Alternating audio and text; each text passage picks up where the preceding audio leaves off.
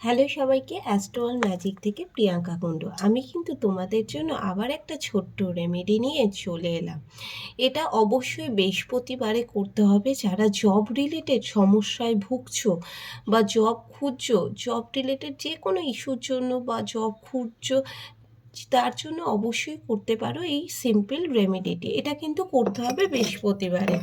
বৃহস্পতিবারে অবশ্যই দেখো ঠিক এই জায়গাটা, এই পোর্শনটাকে তোমাকে এই হলুদটা লাগাতে হবে এবং জব রিলেটেড যে সমস্যা হচ্ছে সেইটা তোমাকে বলতে হবে যে প্লিজ আমার এই সমস্যাগুলো ঠিক করে দাও বা ভালো জব পাইয়ে দাও, যেটা চাইছো।